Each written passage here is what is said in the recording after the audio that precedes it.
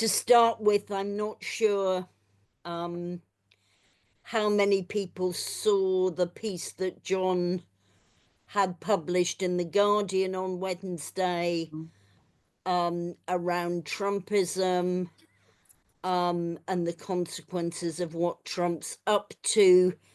But maybe, John, you could, in case not everybody saw it, you could underline what you thought were the key arguments in that piece. Thanks, Terry. Good to see everyone, by the way. When I came on, someone mentioned March 26th and the spring statement. I was at the DPAC meeting this afternoon. I think you might have been referring to that. I think it is important that people are there for the demonstration that takes place then. It's going to be absolutely key, but maybe we'll come on to that in terms of domestic policy shortly. I did a piece for the Guardian in response to Keir Starmer's trip to see Trump, where he was, I used the expression fawning. I can't think of what else you can depict it as, basically, where we had a sort of British Prime Minister going along to see Trump, offering trips to Balmoral and all the rest in, I thought, quite a grovelling fashion. And it demonstrated to me really that they seem to have a complete lack of understanding of the role that the US has played historically, not just recently, but historically over the last century. And so in the article, I referred to the Noam Chomsky. It was a small booklet, really. Most of you will know it, but it was produced in the early 90s, 1992. And it was just enlightening at the time for many of us. It's entitled, "What Does Uncle Sam Really Want?" And it was a really good exposition of the role of the US has played and its objectives in terms of its international policies. And it almost goes back to the Monroe Doctrine in the early 19th century. But if you look at what Noam was setting out there, was the US has been ruthless throughout its history in protecting its own interests and exploiting the rest of the globe as far as it possibly can to increase its own economic wealth, but also to use physical force to enable that to happen. And what I think people are surprised at this time round is that that's operating on European soil, whereas in the past it's been ruthless in its pursuit of its self-interest, both in terms of Central and Latin America, Africa, and elsewhere. It's been an imperial power. And what's happening this time around with regard to Europe is under Trump, he's just this sort of ugliest version of this policy in the way it's presented. But it is absolutely ruthless self-interest. And that's the way in which any leader of our country, or any other country for that matter, should be approaching Trump, with that background. But also I think Trump is the ugliest face fronting that historic policy, but also he's also different from some in the past in that he has no even interest in portraying what he's doing as the elected president as some form of democratic process of engaging the rest of the world on a set of either values or institutional relationships that considers that the world should operate on the basis of some form of rule and some form of justice. Trump is, I think, the good expression that was used by a sort of middle of the road political theorist in America. He describes it as inverted totalitarianism. And what that means is basically that Trump represents the corporate power taking over the state blatantly and using it for its own ends in terms of maximizing its profits and its power across the whole of the economy. And if that's the Trump objective, which I think it is, that's the way he will treat the rest of the world. But it isn't much different from what's happened in the past, except it's much starker to play that role, and he's more blatant at doing it. So I, rather than deal with Trump with a level of naivety that this is a person that can somehow be persuaded to adhere to sort of basic standards of democracy or justice or international order, I think you have to recognize that you need to look elsewhere for how you can consolidate a new form of global cooperation to counter both what Trump represents, but also what Putin and China represent.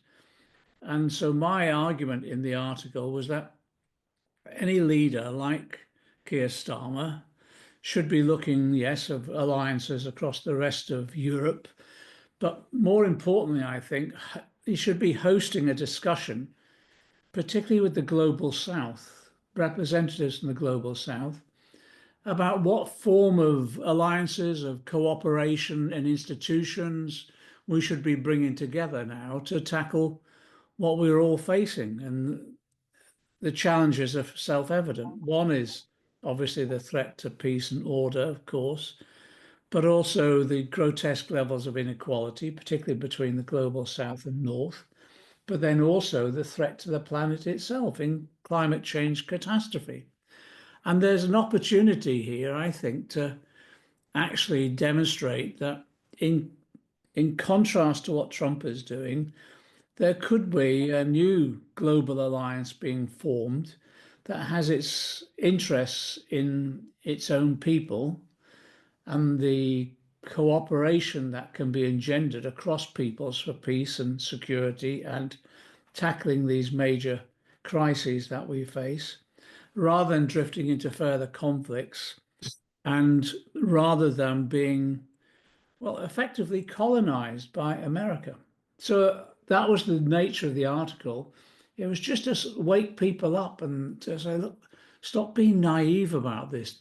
Trump is horrendous in the way he presents his policy options and all the rest, but it is on the same basis of what the role America has played now for the last century.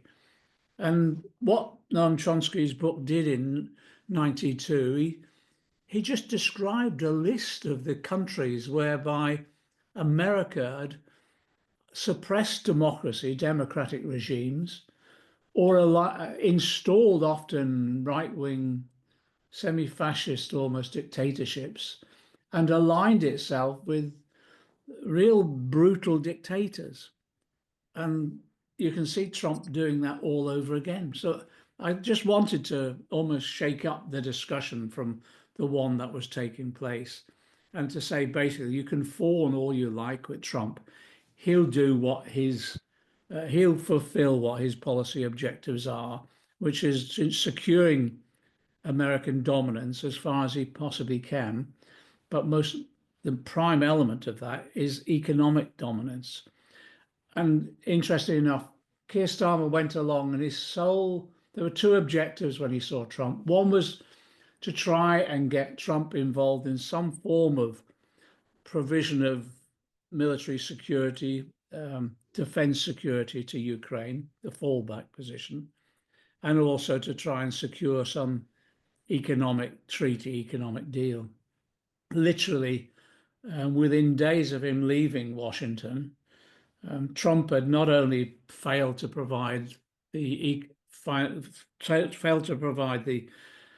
military backup as part of the peace deal, security as part of that, but also it was obvious that he was pursuing a policy of tariffs that even if their tariffs are not imposed on the same scale in the UK as they are in other countries, nevertheless will bring about quite a significant economic problem that will impact upon us, our economy as well. So I just thought the fawning didn't work. And the reason it didn't work is because there was a lack of understanding about the historic role of the US and the fact that actually Trump is just part of that succession of US presidents who've implemented that strategy and those policies, possibly with greater subtlety than Trump, but certainly with the same intent and the same objectives. So that was what the article was. I quite enjoyed writing it, to be honest, because I was able to insult Trump in detail, but also trying to expose the sort of, as I say, I think the naivety of the approach that's being taken by Keir Starmer at the moment. Thanks, John, and I'm sure people will want to pick up on aspects of what you had to say there, but perhaps we could come on to the domestic situation, which obviously has major overlaps with the international situation. You mentioned the fact that you'd been at a meeting this afternoon around the attacks that it seems not by accident the Labour Party leaked to the media that disabled people in particular are going to be facing with the spring statement in terms of massive cuts to welfare spending. It's obviously not the only aspect of what's likely to happen in the budget. But yet again, disabled people are being scapegoated in a way that's absolutely infuriating. So we've got that going on. We've also got a situation where I'm sure people will have seen that the attacks that are going on the right to protest are ramping up again. The last Palestine demo, for some reason, the London Met decided to let us march to the US Embassy, despite the fact some of us thought they might block that. We've got the next National Palestine demonstration coming up this Saturday. And, 6 days out, the Met have refused to agree any route, despite the fact that, yet again, that disadvantages disabled people. It also disadvantages people who need to break their fast at the end of the demonstration, because if you don't know where the demo's going, you can't make those plans. We've had a situation in the last few days where a whole nother John and Jeremy were interviewed after the demo before last by the Met, but we've had a whole lot of new people called for interview, including Stephen Kapos, a Holocaust survivor. I mean, it's just obscene what's going on. And I think we need to look at that also in the context of the attacks that are going on against environmental protesters. We had the appeal of some of the Just Stop Oil protesters, and although, for example, Hallam's sentence was reduced from 5 years to 4, you can still be put in Nick for 4 years on the basis of organising a Zoom call, it seems. So I think all of those things go together. And then, of course, in terms of, you mentioned the question of the environment, I know for you, the campaign against Heathrow expansion has been one that you've long been associated with. I remember being at a climate camp with you more than a decade ago, when a number of us talked about lying down in front of the bulldozers. Unfortunately, this seems to be something that's coming closer.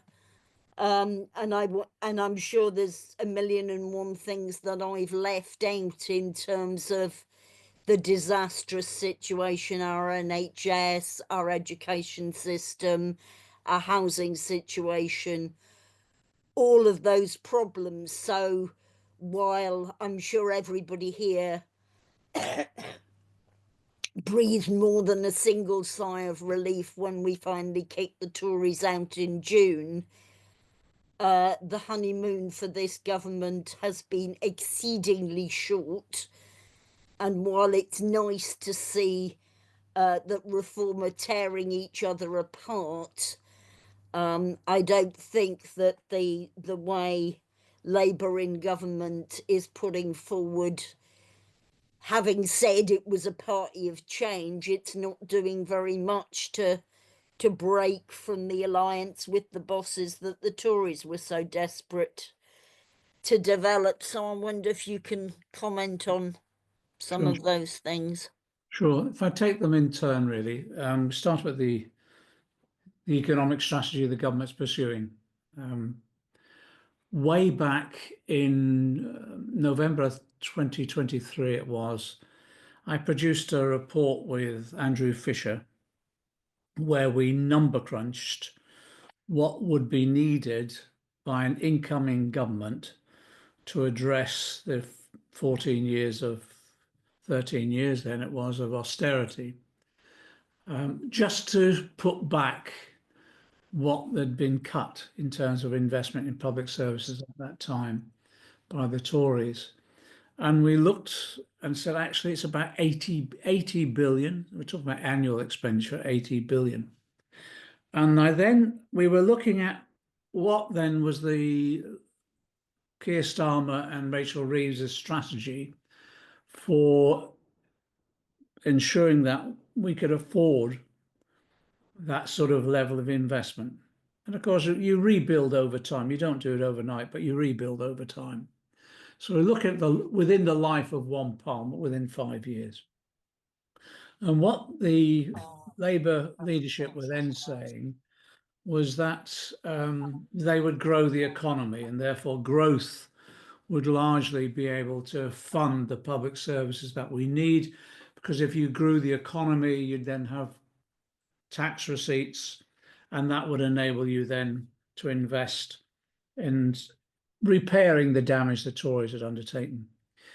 If you grow the economy by 1%, we asked the Institute for Fiscal Studies just to check our figures, and if you grew the economy by 1%, it brings in about 14 to 15 billion pounds. Growing the economy by 1% is quite an achievement. We were aiming for 3% growth when I was Shadow Chancellor, but the situation then was more beneficial, if you like, in terms of the economic climate, and the costs of borrowing were low, if not almost negative. But to achieve 1% growth, you need a lot of investment. That's the first thing, infrastructure, but also skills, etc. But also it takes time. So therefore, to rely upon growth only to address the scale of austerity impact on our public services, and when I mean including the public services, I mean also our social security system, people living in poverty, you could not realistically just rely upon growth. So therefore, your alternative to complementary measures are to increase taxation. And so the obvious route through was to look at how you increase taxation and where that burden should fall. And Keir Starmer said, quite rightly, that the heaviest burden should fall upon the broadest shoulders. So that means taxing the rich, but the corporations, the wealthiest in our society. And the second element is actually you do borrow. You borrow to grow in particular. So when they went into the general election, I wasn't surprised, but I was a bit shocked at the fact that they then said that they would constrain themselves, particularly in terms of taxation. They wouldn't raise income tax, for example. They rejected any form of wealth tax, and even those things like the financial transaction tax in the City of London, closing down the loopholes on stamp duty on share trading, they rejected.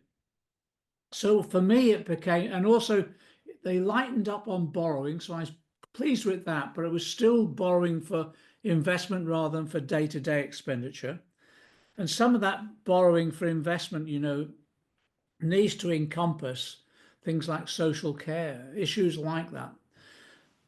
Anyway, I I therefore thought, well, how are they going to overcome this situation? And it was almost inevitable that what would happen is if they weren't raising taxation, they weren't loosening the borrowing rules in such a way that you could invest in some of the revenue to supplement revenue expenditure, and growth wasn't happening as rapidly as they thought could happen, and that was never going to be the case, to be honest, then therefore they fall back on cuts. And that's where we are. And it was almost like sure as night follows day. If you do not actually have a fair taxation system, you will not be able to afford your public services. You cannot do it just from growth. And actually, even growth, when it brings in income, it doesn't necessarily bring it in a fair way. You simply reinforce the distribution of wealth as it now stands. So that's where we're at. And what it means now is that they brought forward after the election the first steps in what is austerity, a continuing austerity program. Rachel Reeves and Keir Starmer, there's quote after quote where they say we're ending austerity, no more austerity. Yeah, actually, if you look at what's happened, some of the policy measures around the budget itself, not scrapping the two-child limit was austerity because it meant 500,000 children, nearly 490,000 children, will be thrust into poverty. Withdrawing the winter fuel allowance meant that large numbers of people, it was an austerity measure, large numbers of people did not have the ability to ensure that they were not cold this winter. They could afford the energy prices. And so what happening now is the next step in austerity. From what we've seen in terms of, they must be briefings that are going out, they aren't just leaks, they're briefings, is that the government, first of all, said it would reject introducing the cuts for disabled people that the Tories were introducing, about 3 billion. They weren't going to implement them, but they were going to ensure that there was £3 billion worth of savings in their budget. And again, none of the detail of how those savings could be achieved were initially mentioned, except over the last 7 days, we now hear from briefings that they're looking for 5 to 6 billion savings. And the proposals that they're thinking of are cutting universal credit, tightening the requirements from personal independence payments, effectively cutting them, and in that way inflicting incredible suffering on disabled people. And if you look at what's happened in the past, John Pring, the editor of the Disability News Service, he wrote a book that we circulated to all MPs only a couple of months ago, in which he describes the Department of Work and Pensions as a killer department. And we know it's a killer department because we've identified nearly 590 people who've lost their lives associated with the actions of the DWP. And many of those were suicides. Because what had happened is the government had used the work capability assessment to cut their benefits, to prevent them being able to claim the basic necessities of life. And what we're facing now is a bigger scale of cuts than what even the Tories were planning. The Tories were planning £3 billion of so-called savings cuts, but Labour is now saying 5 to 6 billion. At the DPAC meeting this afternoon, people quite rightfully were expressing their fears and worries about what the implications of this are, because as sure as night follows day, it will mean immense suffering and, yeah, loss of life. It's hard to come to terms with that this is a Labour government doing this. But it's also, I have to say, hard to come to terms that they're funding defence investment through cutting the overseas aid. which again, the overseas aid that goes out from this country is to keep people alive and goes to the poorest regions. So what's happening, I think, is people are beginning to wake up to the implications of this. And what we'll see is, as Deepak is planning this afternoon, forms of protest and direct action. But I don't think it will just be Deepak. I think it'll be large numbers of trade unions and activists and other community organizations campaigning out there.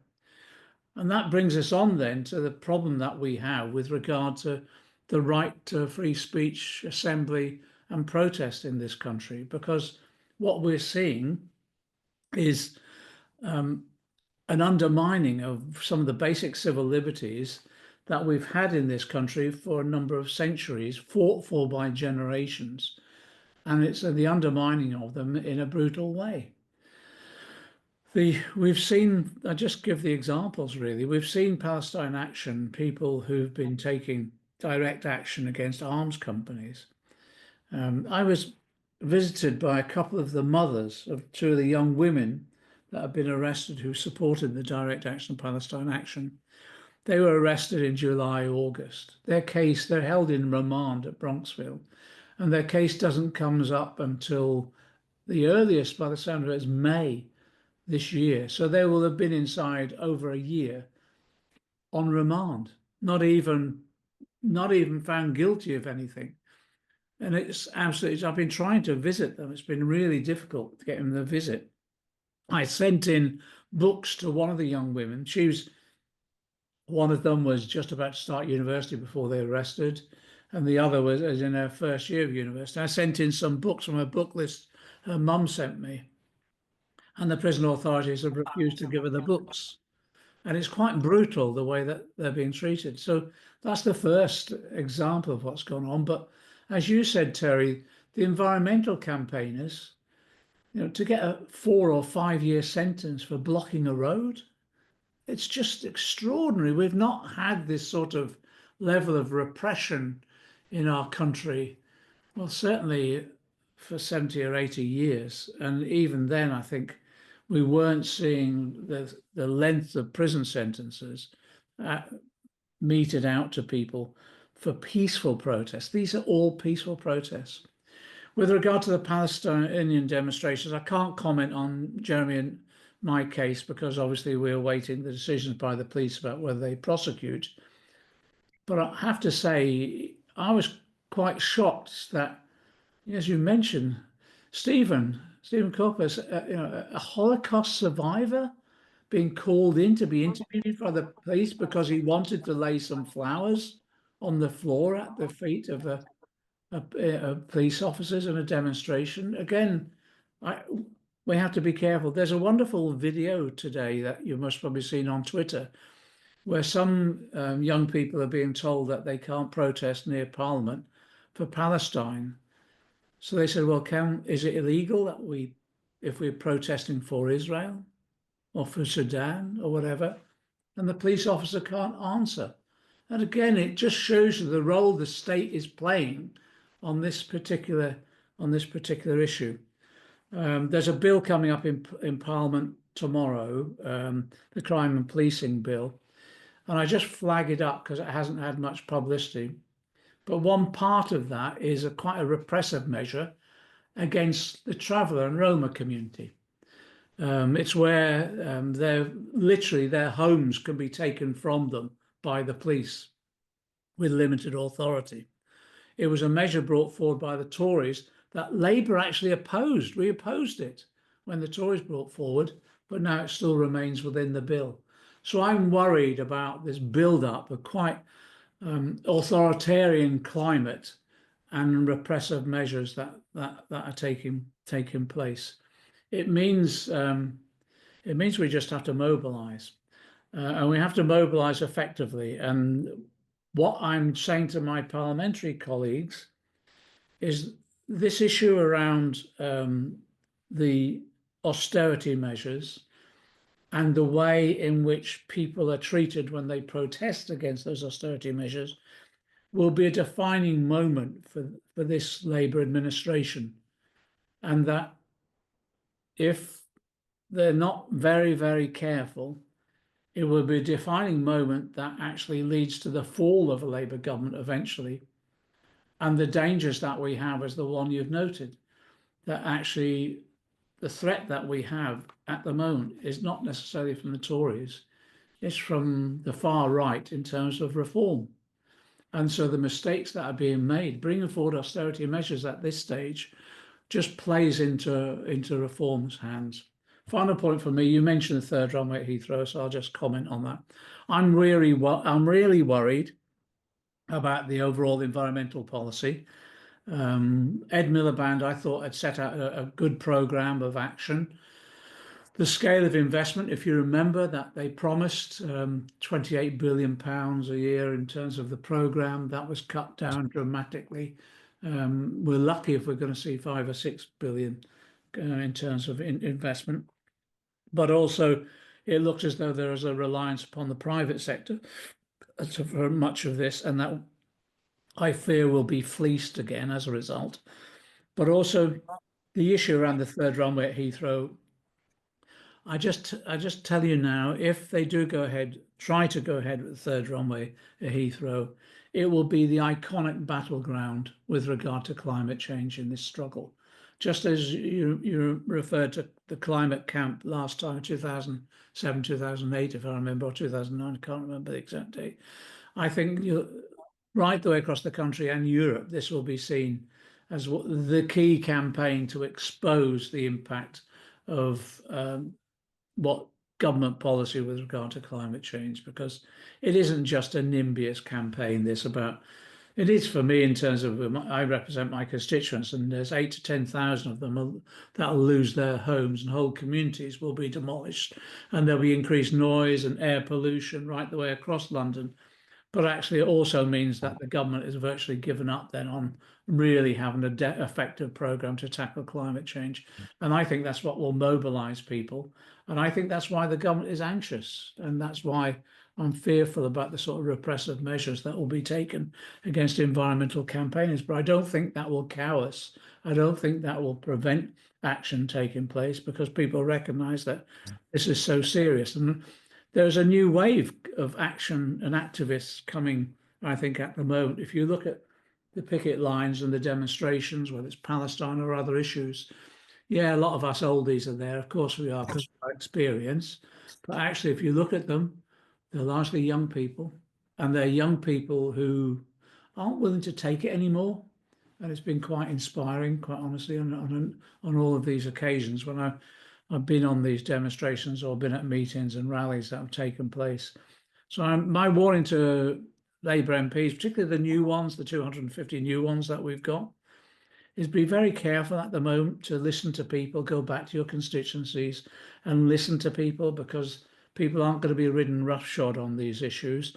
And I think they might be surprised at the forms of action that will take place to prevent austerity coming back and to prevent the threat to our environment, and as I say, climate change catastrophe.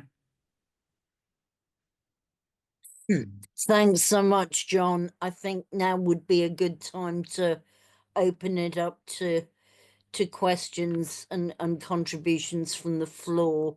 Just to reiterate, I know a number of people have come in since we started, but we are asking people not to use the chat because it does interrupt people.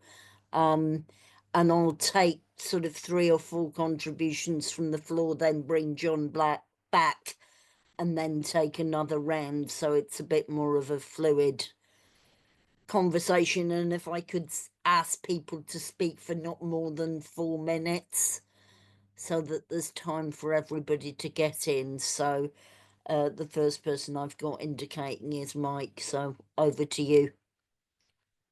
Hi, thanks. Can everyone hear me okay?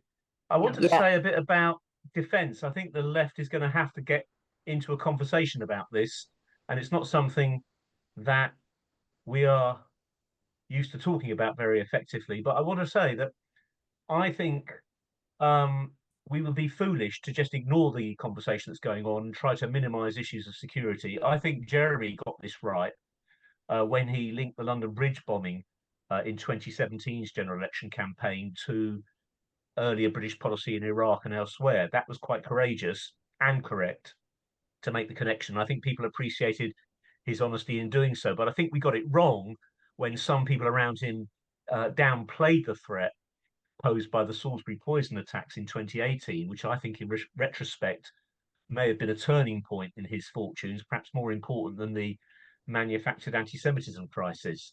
I think people care about defence. I think people elect governments um, to protect them from a number of internal threats like unemployment and illness, and for that they want good public services and healthcare and so forth, but also from external threats.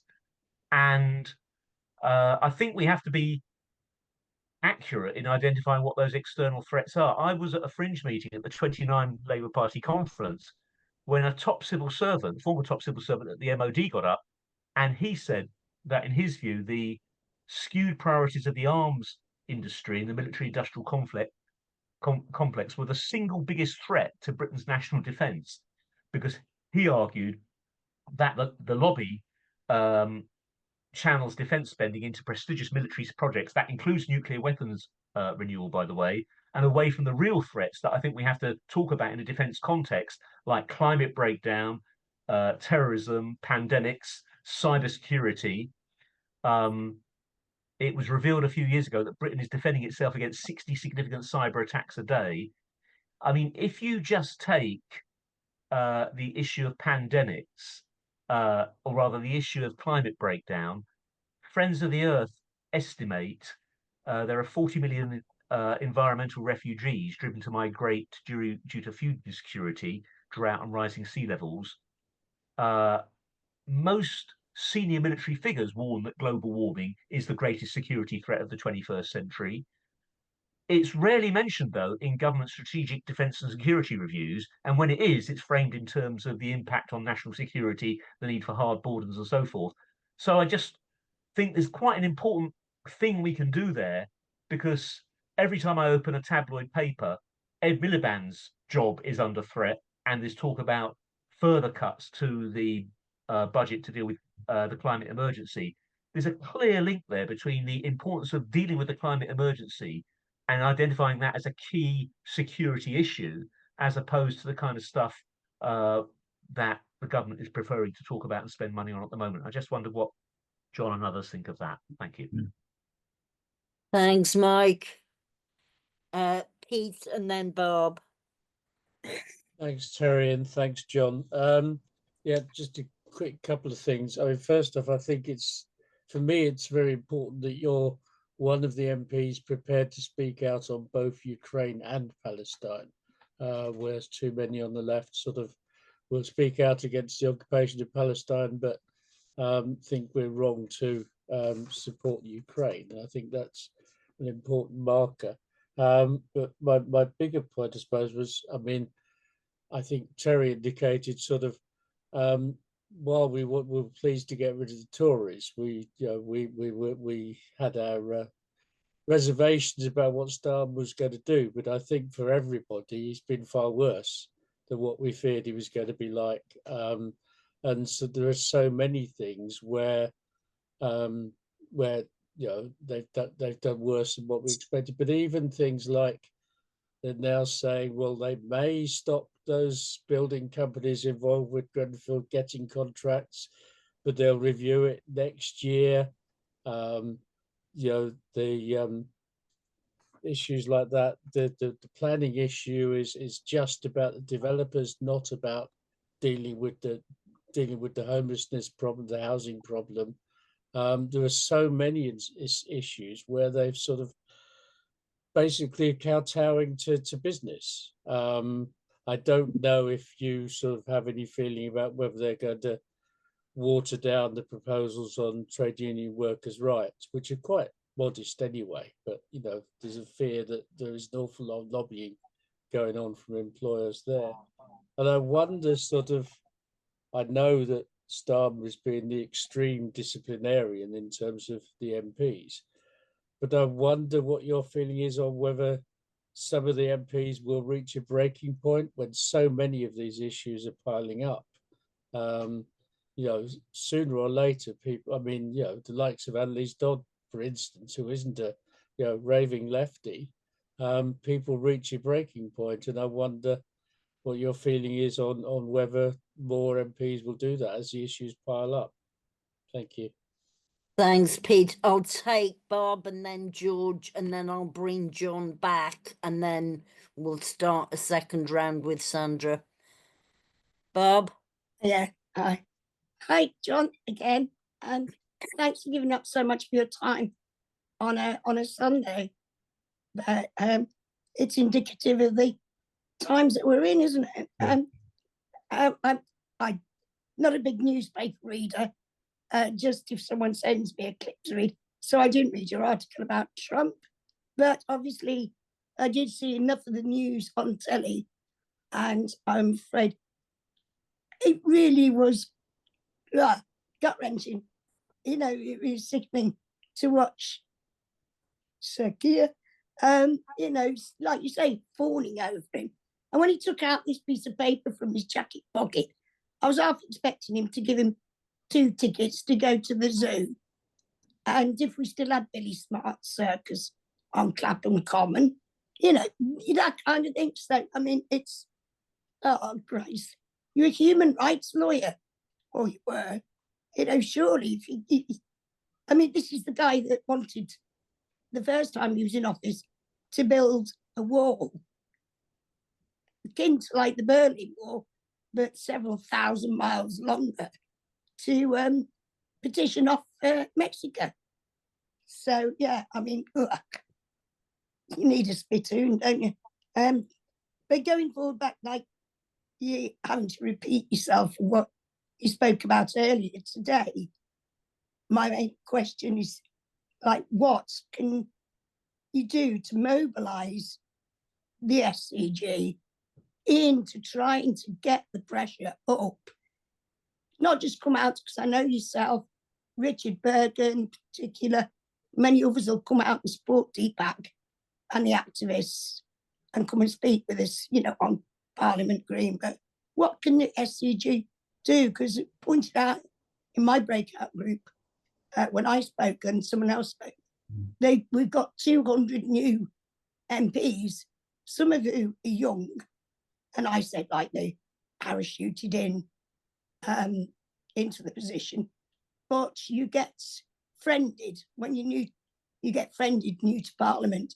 So you're getting friended by someone who has been there for years as an MP. So they're not, I can't see how you could get to them to sort of, can you not take a deep breath? You were probably still the first year at senior school back in 2010. You know what I mean? When we got the first lot of austerity. So it is, because we do need an inner, it's all right, us going out to protest on the outside. We do need a revolt on the inside. And I know the spring statement and that, you'll all be able to get up and have a say about it. And I don't know what it be voted on, but, I know sadly you don't have the whip to have it removed again. But do you know what I mean? Saying, like, be threatened with the removal of the whip as well. It stops people putting their hand up and go, oh, I'm not having this. I'm gonna, fight against it. So it's rocking a hard place, but we do need MPs to really, the Labour MPs, to just go, no, we're not having it. All right, thanks. I'll shut up. Thanks, Bob. George? Thank you, Terry, and thanks once again to John for taking time out, having done at least one meeting already today. 2 quick points and then 2 genuine questions. First of all, I do think that just possibly mobilization against the likely visit by Trump at some point in the next year or so has to be a major mobilizing point for the left generally. And secondly, I think we actually have to build on some of what Mike Phipps was saying earlier regarding defense and security, at the same time as having a principled argument in support of Ukraine, but also against a kind of hysterical Russophobia, where I think we can argue that, in fact, Russia is not any imminent threat to Britain, or indeed, frankly, Western Europe as a whole, at the same time as maintaining absolute opposition to an incredibly repressive authoritarian regime under Putin in Moscow, which may well have its eyes on expanding into some of the territory that was lost with the disintegration of the Soviet Union. The questions then. I tried to share in the chat earlier, and my apologies, I didn't know the ground rules, Terry, a piece from the Guardian website focused on a new MP from Rother Valley named Jake Richards, who interestingly is the son of the long-standing political journalist Steve Richards, an Oxford graduate. Essentially, he seems to be even to the right of Blue Labour, and claims that the real lesson of the thrashing the SPD took in the recent German federal election is that Labour has to move further to the right on immigration and on social welfare. And my fear is that Richards is not by any means an isolated voice in the new parliamentary Labour Party. So the question then is, how do we actually argue against this kind of reform light argument that is increasingly common currency, it would seem, in the PLP? And interesting that the Guardian gave quite an uncritical platform to Richards in this piece on the website. Second question then relates to the situation within the Labour Party itself, because it seems to me, being off and on a member for more than 40 years, that never before has the space for internal opposition to the party leadership being so occluded. A situation where obviously you're still suspended from the PLP, nearly 9 months on, along with 3 others. And frankly, at constituency level, I mean, what I've witnessed certainly in a London, declining attendance, complete marginalization of the left, and I mean, considerable demoralization. So what are the prospects for revival within the party? Or is this now the time to seriously consider how we can bring the left together into some kind of democratic socialist formation that, you know, won't initially be concerned primarily with electoral terrain, but, you know, may look towards a 2029 general election to stand at a number of candidates? Anyway, bit provocative. It is extraordinarily frustrating at the moment within the party, and there doesn't seem to be any limit to the depths to which the Starmer leadership will plunge. Thanks. Thanks, George. Some very straightforward questions there, John. I'm sure you can answer them all in 30 seconds. So did you want to bring Sandra in, Terry? No, I'd rather you came back at this. Came back on those, We'll okay. have another round. Okay, fair enough. Okay. Just run through them all in terms of what Mike raised. Interesting enough, Mike, you raised Salisbury. And I was worried about what happened over Salisbury. And I just looked back on it. Excuse me. Jeremy's speech, I looked again at Jeremy's speech about Salisbury. The content of it, it stands up in its own right, but the sequencing of the content was a political misstep. And I think whoever wrote it and finalized the draft, I I think, made a real mistake about the sequencing, because in that sort of situation, you do have to be quite assertive about the need to protect our own people, about the rights that and we have to enable that to happen. You also have to condemn any form of undermining of the safety or security of our people. And then before you come to a judgment, and then you have to assert, yes, action will be taken. But before we take that action, we need to be sure of our ground, and we go through the investigation, etc. And if you look at the way the speech was written, all of those elements were contained in it, but not in that order. And so literally, when Jeremy spoke, without immediately doing an element of condemnation of what happened, without doing that first, and without asserting our own right, if you like, to importance of security, you never get past the first base. That was the problem. And I think that then led to a considerable misinterpretation of what Jeremy was saying. And again, I think it did damage us. You're right. It was incredibly damaging at the time, because it gave the impression that we weren't interested or weren't firm enough in protecting our own people. And yet the speech was about that, but it just never, the narrative was not developed in that way and enabled our opponents to seize an alternative narrative. Who to blame for that? Well, sometimes, when you're in a political situation, you rely upon your advisors and speech drafters, etc., to do that, especially if you're under the cosh and you're really busy. And I think that's what happened on that occasion. But it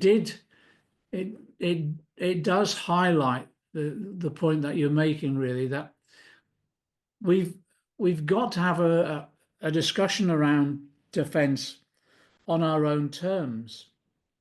And it always does start in every Labour administration and in the party throughout. It has always started the recognition that we have to recognise that there are elements in the world that we have to protect ourselves from, and therefore you do need to ensure that you've invested wisely and at the appropriate level in defence. And one of the questions I've been asked recently about increasing investment or increasing the level of expenditure by the Defence Department, I've been really anxious and cautious about what to say. I've been anxious about the existing level of defence expenditure because, as Shadow Chancellor, I looked at the history of the way in which the Defence Department has spent its budget in the past. And it's possibly been the worst department in terms of catastrophic mistakes in where the money has gone. And you mentioned some of it, but it starts with just sheer competence of being able to spend the money wisely. And can you remember, it was both Iraq and Afghanistan, where we were sending troops. I opposed the Iraq war and all the rest of it, but those troops went out there so ill-equipped that they were vulnerable. If you remember, some of the vehicles didn't even have the basic protections against landmines and things like that. And there's example after example like that, where they've wasted so much money on defense mechanisms that basically didn't protect us. But then secondly, on whims, almost whims. It's been like people, it's been like kids in a toy shop. They've been buying stuff left, right and center, which completely unrelated to the needs and more about empire building within the military than it has been about our security. So when I've been asked, I said I wouldn't give a penny more to the Defence Department until we'd had a real review of, first of all, what they're spending their money on already. And then the second point you make is we don't seem to have any priorities about what our role is. So we bought these ships for what? For the Far East. We're not going to be in a situation in the Far East. Our defence issues are much more, well, as you say, they're much more about what's happening in terms of either Europe or what's happening in terms of climate change and the divisions that's caused. And I have to say also, when you look at the expenditure on nuclear weapons, if I remember rightly, the figure of a couple of years ago was 3 billion, and it's now 10 billion. And it's escalated beyond all control on a weapon that is not an independent weapon system, because there's no way we could operate a nuclear threat without the permission of the Americans. They control it, basically. We buy the stuff off them, and it's stuff that will never be used. And again, I just feel as though from the left, we could have such I think a serious debate around defence and defence expenditure that would enable us to educate people about, or encourage and stimulate a debate about, what is our role, what is it necessary, and what is the proper level of defence expenditure, all based upon the realistic threats that we face. And you're right, if you look at the threats that we have, particularly with regard to the implications of climate change, etc., but also cybersecurity. Again, I don't think we've ever really had a proper discussion about those sorts of issues. And I think we should lead it from the left and not leave it to the right to do this, because we have a better understanding about what people need by way of security. It leads on to Pete's point about Ukraine and Palestine, basically. I think despite some of the divisions what Ukraine has caused on the left in particular, I think coming out of that debate has demonstrated that actually there is a powerful left that works in solidarity with our international comrades, those in Ukraine in particular, the trade unions and the social movement, quite courageously despite all the criticisms, and I'm quite proud of that. There's a lot of people who've stood up and taken a lot of flack, but actually have assumed the right position, which is to support the Ukrainian people.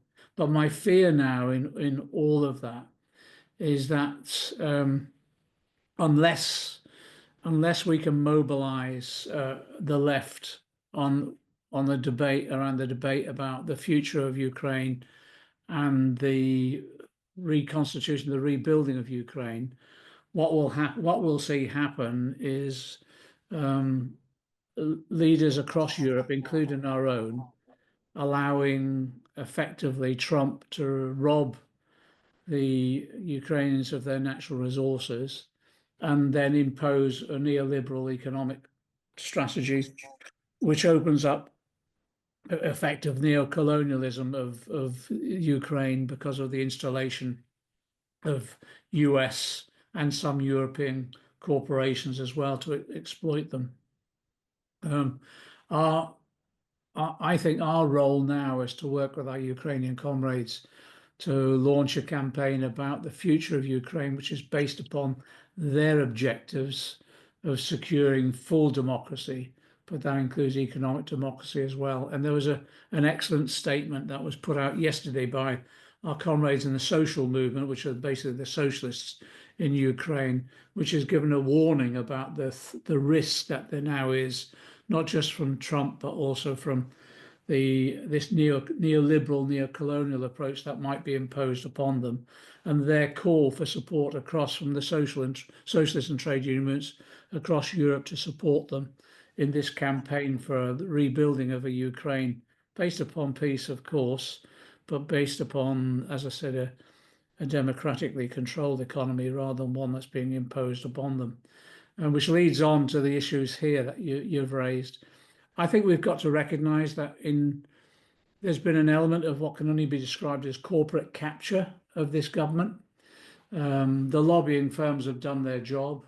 They've placed a large number of staff within individual front bench teams, officers as well, and they're developing the policies that effectively, I think, providing support and benefits to the corporate sector. And the best example of that is that we've been campaigning, as you know, for the end of outsourcing and insourcing we've been promised, Angie Rayner, the biggest insourcing exercise in a generation, and yet each department is renewing lots of contracts. I'll give one example. The prison maintenance contract is possibly the one of the best examples of public money, public expenditure and being wasted, but also the government and public authorities being fleeced by private companies. And yet the government is about to renew the contracts in a different structure, but they're all going out to the private sector as well, despite everything the POA, NAPO, and everyone else has said about it. But again, what we have to do is expose that and campaign all we can. You mentioned the planning system. I'm anxious about again, that this is part of the corporate lobbying. This idea that there aren't enough planning permissions to build the houses that we need. Someone get a good estimate or calculation that there was something like 700,000 planning permissions that have been given, but where the developers, their building companies aren't implementing them. Why? Because they're sitting on them to increase the price of the value of the properties that they eventually build and maximize their profits. So I'm worried about the way in which planning decisions will be taken out of the hands of local people, and that will override them. And I'm also related to that, worried about the threat to the green belt, particularly around London and constituencies like mine, where we've fought to try and maintain some element of open spaces for the enjoyment of the population, basically. So I think there's an element of corporate capture here that you have to recognise. Peter Gagan, Open Democracy, is a brilliant journalist, and he's been doing some really good work on identifying how corporate capture is influencing the government decisions, even to the award of contracts to some of the companies that seconded staff into front bench teams as well. On the trade union rights bill, its final stages in the Commons are on Tuesday and Wednesday. The general view from the TUC and a number of trade union readers, when I was at the RMT exec the other day with Mick Lynch, is to welcome it. It's a first step forward, but I have to say it is considerably watered down already. The key element for me, and it goes right the way back, can you remember when I was doing the Trade Union Freedom Bill maybe 15 years ago? Key element for me is sectoral collective bargaining. And so in other words, you sector by sector, you negotiate en bloc with employers en bloc, and in that way you can set conditions and wages at a level that I think could lift people out of poverty and achieve decent wages. It increases union power in those negotiations, of course it does. The only sectoral collective bargaining that's being introduced is around social care, and then there in the bill itself, there's no identification of then how it will then be rolled out over the rest of the economy, which I think is a huge disappointment. And we still haven't got clarity of definition of worker status either. And the worry that we have is that unless we get clarity on that what will happen is employers will push more into temporary employment, into insecure employment. There's a raft of amendments that are put up. The government itself have brought forward 200 amendments. Now, so in 2 days, we'll be dealing with about 250 amendments. So that's ludicrous. It will be nodded through. There won't be much amendment from us. I've put down a whole series of amendments, and other members of the campaign group have. Andy McDonnell with John Hendy has coordinated all of that. But we're not expecting the government to accept any of them, I don't think. And so what will happen then, the bill will go off. It is watered down, but there are some good bits in it, particularly around employment rights from day one, etc. There'll be lots of consultations over the detail of implementation. So what we're hoping for is to mobilise campaigning around the detail of those consultations that will then be dealt with in delegated legislation rather than the main bill. We've got to push for another bill around employment rights that mops up all the things that they haven't undertaken this time. The other point you make with regard to disciplinarian and issues around will MPs speak up and others, just the thing that was covered by Barb as well. The situation is this, that with so many new MPs And as someone said, most of them parachuted into their constituencies. Most constituencies never got a chance to choose their candidates. They were parachuted in. There's some who did get under the radar in seats that no one thought we'd win. You know, people, Steve Witherden, Brian Leishman, people like that have got through, which is great, and they're superb. But most of them have been parachuted in, or they've been seen as sort of safe and not going to make a fuss about anything.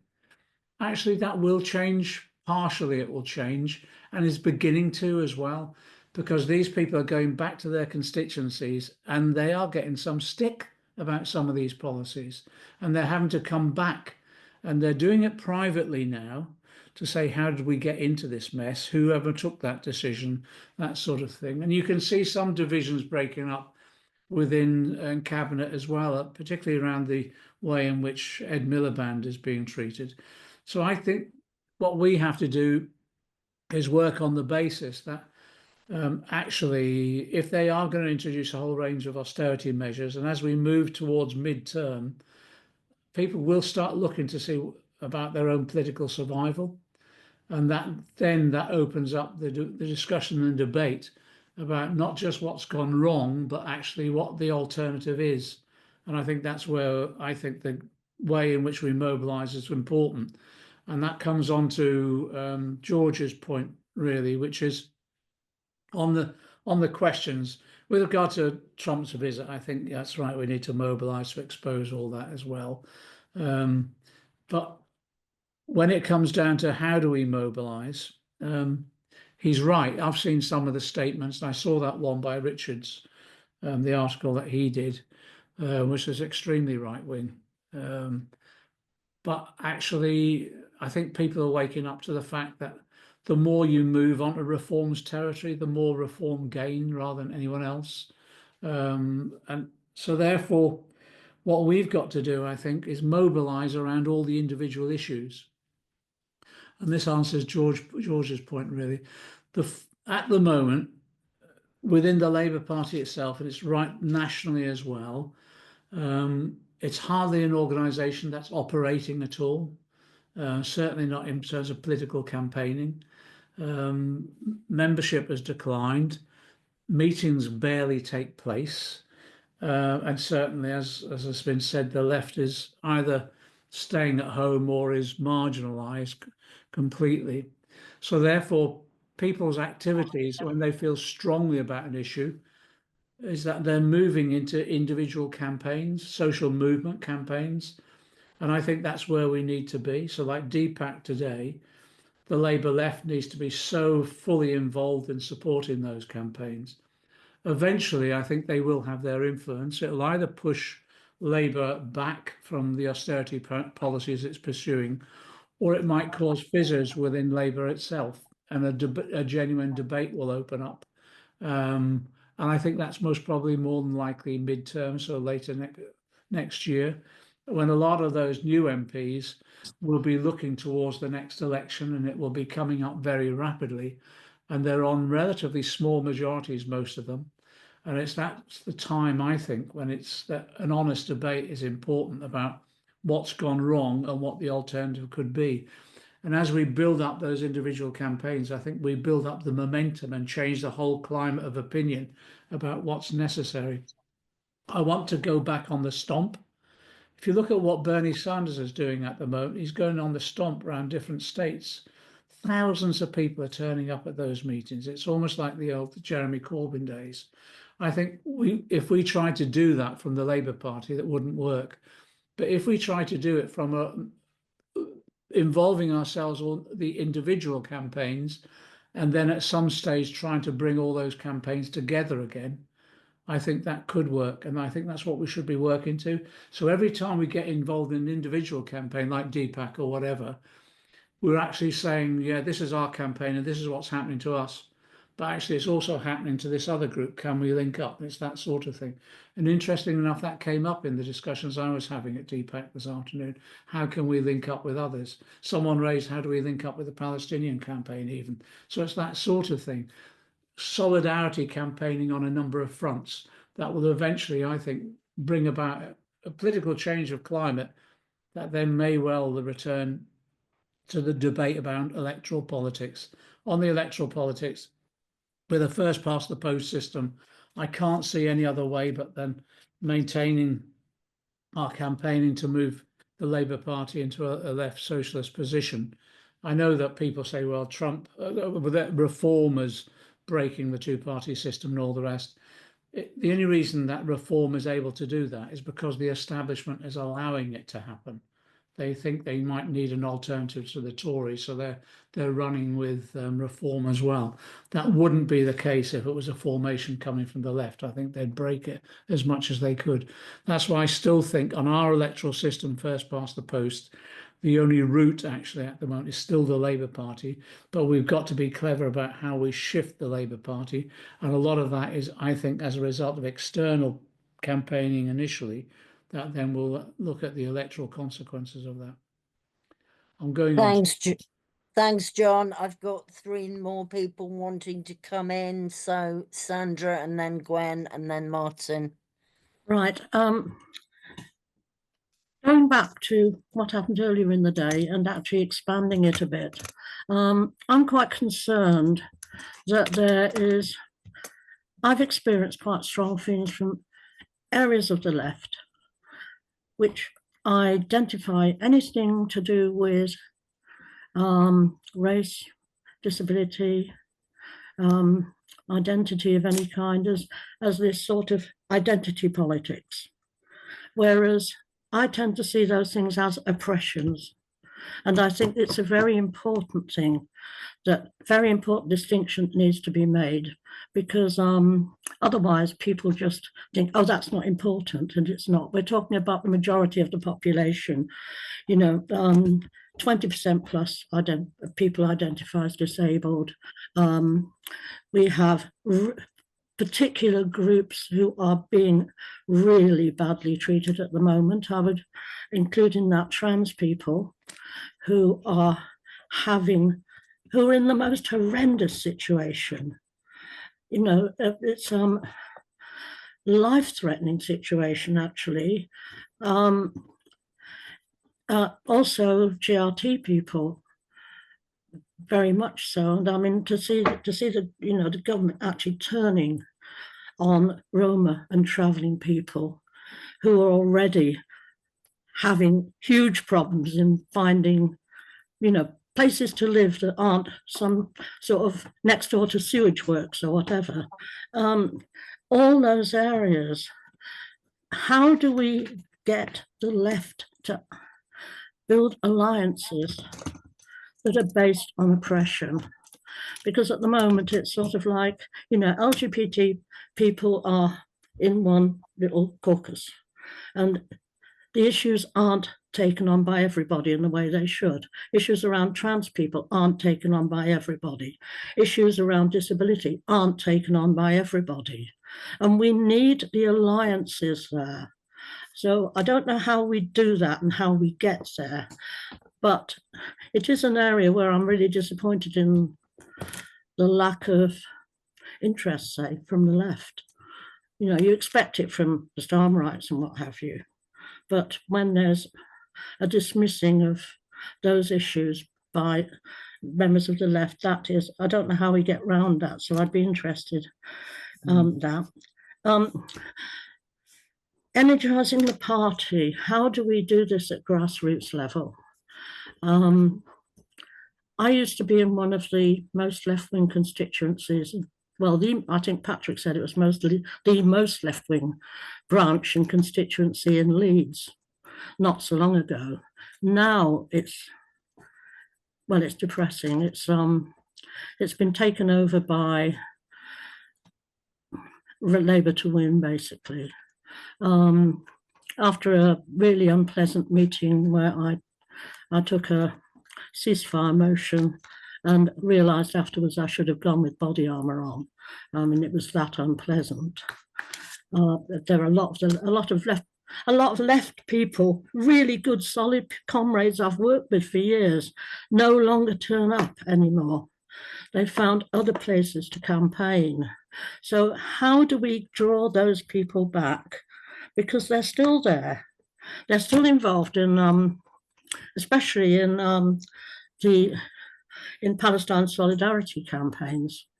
Very, very active there. And there are other groups of people who are also active in those campaigns. We have a huge number of young people, including young disabled people, who we have set up together an access and inclusion group that does more than access and inclusion. It's political, and it's a political education group as well. And there is enormous potential there, but it's how do we actually energize that potential? There are other things I'd like to ask, but I'm going to leave it there because there are other people who want to be included as well. Thanks, Sandra. I'm going to take Gwen and then Martin and then Richard, and then I'm going to say something very quickly, and then John will come back and we'll round the discussion off. But if people could be relatively quick, that would be great. Gwen. Yes, I'd like to speak to John about International Women's Day. We were lucky enough at the Unite Union to hear Randy Pearson and Teresa Cassidy, who are senior officers in the US steel industry and iron industry trade unions. And they came with really horror stories, how Trump and his buddies, particularly his financial buddies, had managed to interfere with civil service. People were losing their jobs and having to reach targets which were untenable. But more than that, there's an extent to which working people have been treated without any trade union representation. And the SMCS, which is very similar, I would think, to our ACAS, but it's a public organisation that actually allows mediation and settlements of disputes, and particularly of individuals who had gone with grievances. And up to March, the ones that are in the pipeline now are slowly going through, but after March there will be no more. And some of these offices have had their email completely withdrawn. And so they're not able to offer any help or anything else. And the help that they're giving is often that people have to have a right to work in America. And those cards, those right to work cards for everybody, if you don't have them, then, especially if you have a difficult status with the US, in terms of migration, there's no defence for you at all. And it was saying that these days that trade unionists, particularly, and workers in general, need to be attorneys to understand their trade union legislation that has been put forward by Trump's offices. So the whole thing was really frightening. And the point that they made is when you attack trade unionists, you attack the very fabric of people that actually can be there in enough numbers to go against some legislation, because of the power of a protest.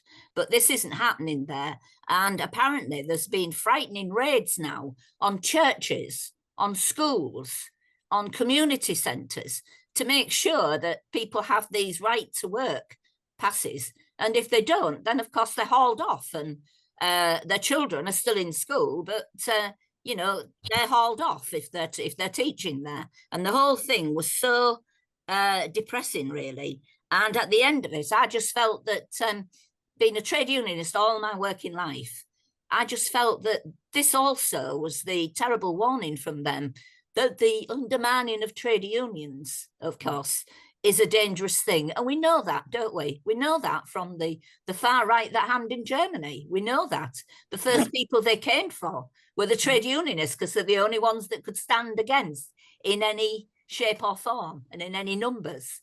And so we need to increase our trade union membership. We need to make sure we repel all borders, and we take some cognizance of what's happened in the United States within the days of the administration, not in years. It's happened in days. And the whole thing is horrendous. And it smacks really of a hedonistic sort of dictatorship and fascism of the worst kind, I think. And I just wondered if you had any comments on that, John. I know it's awful. Thanks, Gwen. Martin.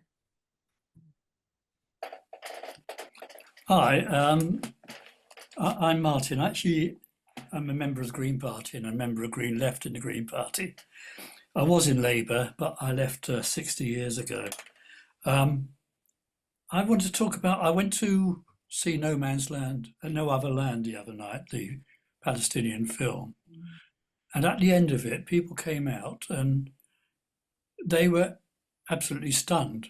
They could barely start talking to each other about what happened and what it showed. And I think it's linked with a whole process of dehumanization that actually I think probably started with COVID, when 80-year-olds were not given any support in hospital, those with a disability, etc., etc. They weren't the first priority, and we started prioritizing certain groups to save. And that dehumanization now has spread. It's spread to Gaza. There's a genocide going on, but people are barely moved by it, and it becomes kind of an everyday happening, and it's ignored. There's what you've been talking about in terms of the cuts in benefits and what that will do, and what it has done in the past in terms of actually killing people in Britain who are disabled or whatever. And there's now the cuts in overseas aid. Both America and now Starmer is repeating that with his approach to cutting aid in order to increase defence.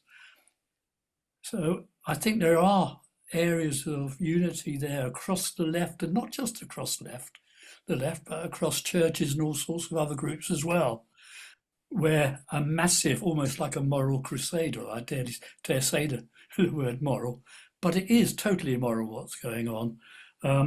I see opportunities in Parliament to work with the independent group and with the Green Party and so on, but certainly outside, that mobilisation is taking place on Palestine, and which is from within the movement, I can see is itself performing a political education for a whole new lot of people, particularly in our local branches, as people confirm. There's a lot of Muslim women who are now getting involved in that in their own right, independently, and making all kinds of connections about the capitalist system, really. What happens when you try and boycott something and when you find out that they all belong to the same conglomerate and so on. So it is an appeal for unity across the left and beyond the left to actually take on these issues and make them loud and clear. Thanks, Martin. Richard? Thank you, John. Very interested to hear what you were saying, John. One thing that I would thought was rather, when you talk about developing opposition possibly in the future, I think it's going to be too much of a delay, to be honest, in the future. I think time is moving on very, very quickly. A protest movement has to be mobilised against both the government itself, which is obviously has taken so many bad decisions that you could see the way it's going, and also must be able to channel the programme of protests so as to become a political wedge against reform and the reactionary tendencies, which will actually part of the Tory party. But what I really was going to ask you about is on this on world affairs, really. I think in some ways, I mean, I may be wrong, but maybe the different analysis. There's some continuity between the Biden and Trump in some ways in terms of its attitude to Ukraine. When you think that Trump started the whole mobilization of support for Ukraine before and after the coup that took place in the 2010s. In fact, the CIA was very much involved in building up the forces there and provoked a lot of things. But what I think really was a failure was that, in fact, I personally think that, in fact, Europe failed to act independently. It didn't actually promote the Minsk II agreement with forthright and allowed the USA to control the agenda, which is obviously tied in with the fact is NATO is actually US military alliance, its interoperability of all its kit, which makes it very weak, Europe very weak once the interests of America change. I tend to think that, in fact, that it does show in some ways a limit to American power. The fact is that Biden thought that he would destroy Russia by making the ruble rubble, and it's failed because the limits to American power. The fact is they weren't able to mobilize the rest of the world against Russia in terms of not just China, but India and other parts of the South. And that in fact that Trump is actually a reaction to that, that in fact that they've decided that in fact American interests will best in terms of division of interests. That's why in fact I would say that North and South America are in danger of being, and that's why I think that Canada and Mexico, Greenland and South America are probably in the front line of how they intend to maintain control in the world. But I do think that in fact I tend to favour Varoufakis's position, where in fact DM, where in fact I think Europe should actually deal directly with Russia and China over Ukraine. The fact is that Russia does wish to, I think, be integrated into the European economy, which is what Gorbachev wanted many, many years ago. That in fact that there was a chance there, Willy Brandt and Oscar Lafontaine and the Federalists. That was the idea of actually creating European power against, it's obviously part of intercapitalist rivalries, but that is what was an intent. And since then, we've weakened ourselves. So I think that, in fact, I would prefer to, rather than to the 350 billion, which in fact that is in the vaults of Belgium being stolen, you could say, from Russia, it should be actually used as part of a bargaining counter to try and protect Ukraine within negotiations. So basically, it's to outflank the negotiations taking place in Saudi Arabia at the moment, and actually Europe to, rather than rearm, it should try to be politically much more acute and strategically more acute in dealing with the changed world order. Thank you very much. Thanks, Richard. Just a couple of things from me. I won't try and unpick everything that Richard said, with which I profoundly disagree, but just to say I'm never in favour of any power negotiating over the heads of the people on the front line, and we have to fight for agency for the Ukrainian people.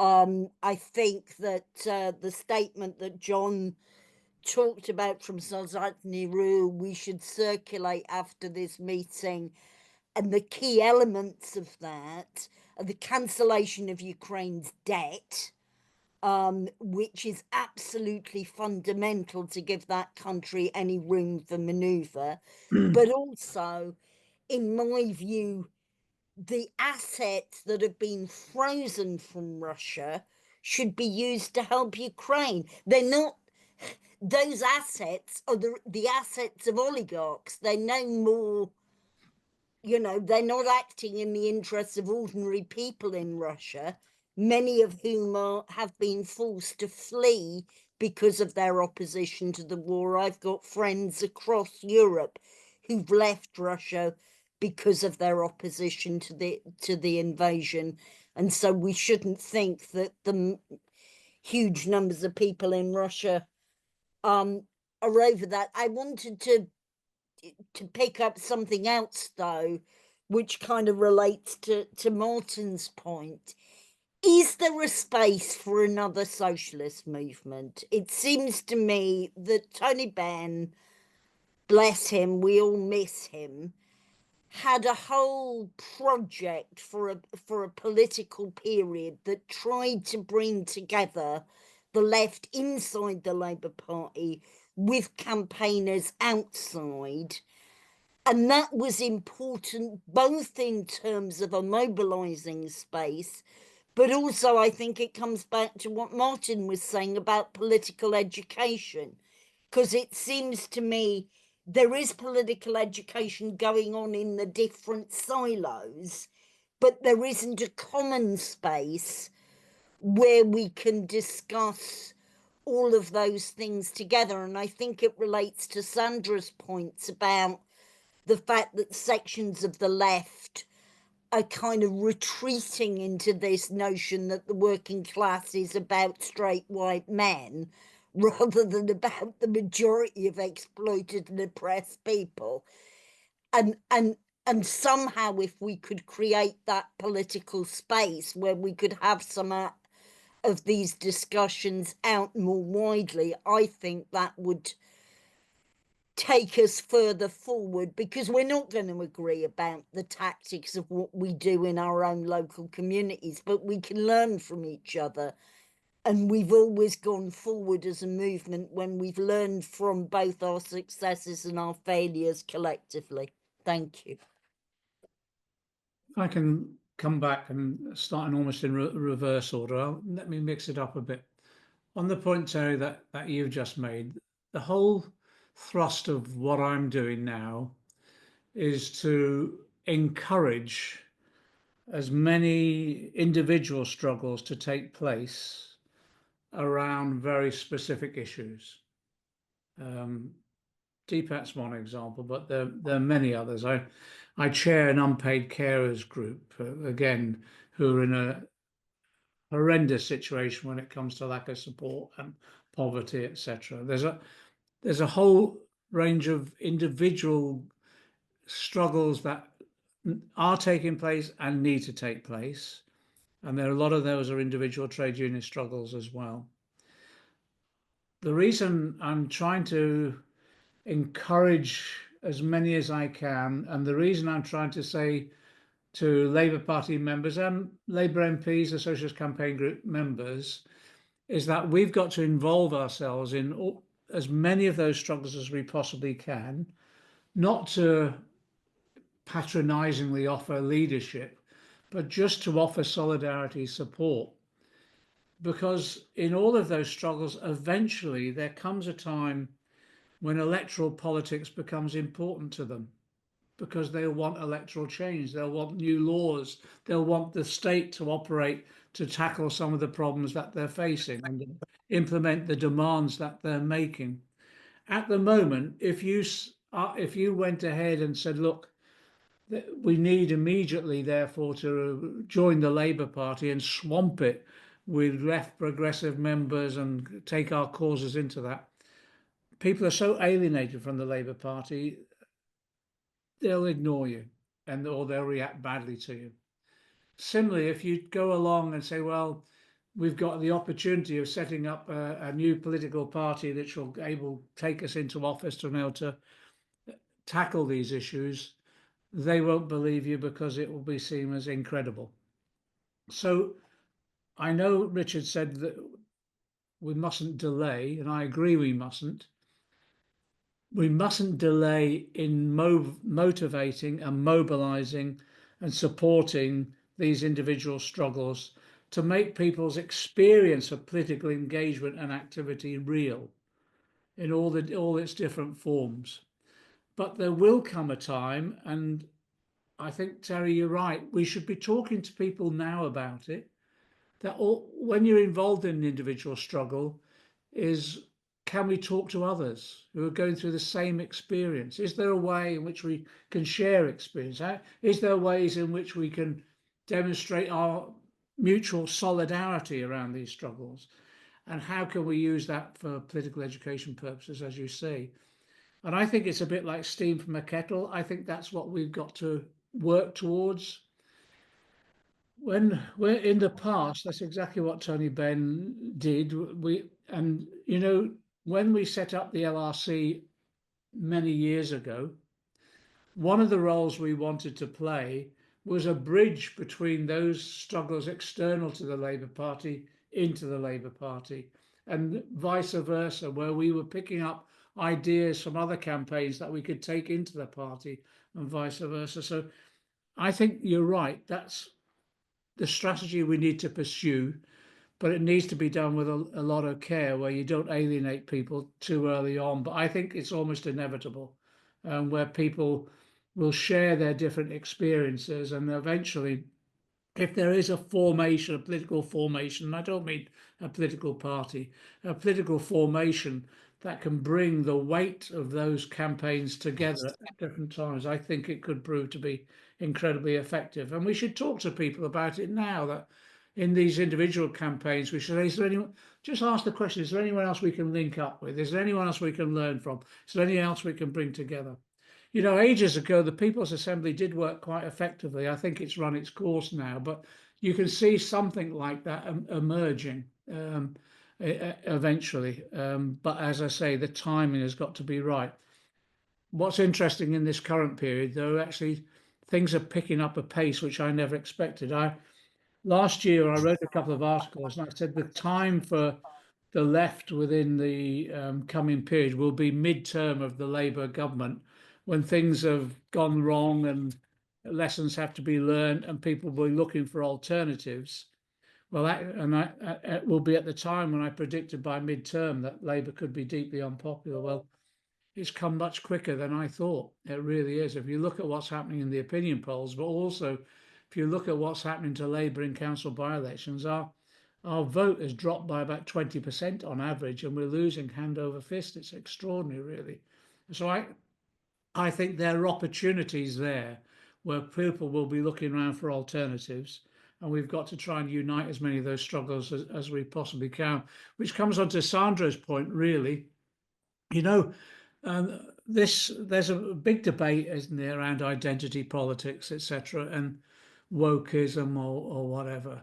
The reason, way back in the 1980s, when I was chair of finance on the GLC, I chaired the grants committee, and we were the first local government organisation to give grants to lesbian and gay groups, for example. And that was done as an act of solidarity in support of their struggles. And what we got in return was tremendous solidarity. It was just remarkable how generous it was. And we did the same. If you remember, we were setting up the women's centres, and we were funding all these different groups that actually did bring people together. And I agree with you, Sandra, that from the left, we need to learn that lesson of solidarity again. And what was interesting during that period, and you know, when the miners' strike was on, all those different groups that we now identify as identity politics were supporting the miners. It was a class struggle, you know, that sort of thing. So I think, and you know, Blue Labour is a reflection of how you can misinterpret a political situation, because from the left perspective, we've got to keep explaining to one another, you know, the reason that people are facing these problems is because we all live under the same political economy of neoliberalism that's oppressing us all. And so we've got to find that intersectionality, the commonality of those struggles together. And that's why from the left, you're right, we've got to be discussing these issues, and we've got to be involved in those campaigns as much as we possibly can.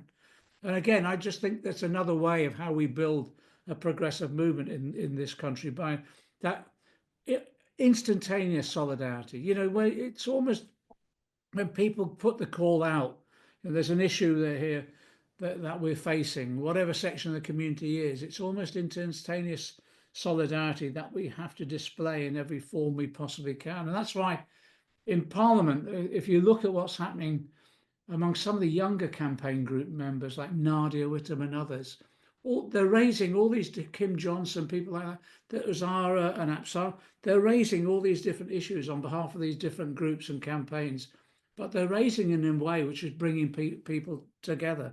On international, I'll give you another example. I hosted the Liberation meeting the other night at the House of Commons. I performed my revolutionary role of booking rooms at the House of Commons. That's the biggest role I play in the movement these days. But at that meeting, it was packed out, and at that meeting, we had women from different international struggles and it was tremendous. You showed similarity of the struggles that they were involved in, the oppression, but a commonality of their analysis about the system and how it could be overcome. So I agree. I think I can't agree with you more, Sandra, about what we need to do around that. And so, just going back to the Labour Party, you raised and and Martin as well, about coalitions and alliances, if you like. I actually think at the moment, asking someone to turn up at a Labour Party meeting in many constituencies is an act of sadomasochism that actually most of us shouldn't inflict upon others. I think the way that we do it now is that we build up our campaigning on so many issues, and then at some stage, I think it's right, we'll then say we do have to come to terms with electoral politics, and actually, why don't we all en masse go back into the Labour Party, full stop? And now that sounds almost utopian at the moment, but actually I think a time will come when that will be relevant, and we've got to build towards that. And again, I have to say, in my own constituency, Labour Party, all those years ago, when we were trying to deselect our right-wing MP at the time, that's exactly what we did. It was a fairly right-wing constituency, well, semi-left, but the right dominated, and eventually we just built up so much campaigning in the community, and then people who you would never expect to join the Labour Party did, and we became the dominant force. And I think that's the way forward for the future. But on Martin's point, just to reassure you, Martin, in terms of the House of Commons and elsewhere, we're working right the way across, both with the Greens, the Independents and others. Wherever we can get a progressive position, we can agree to it and move on.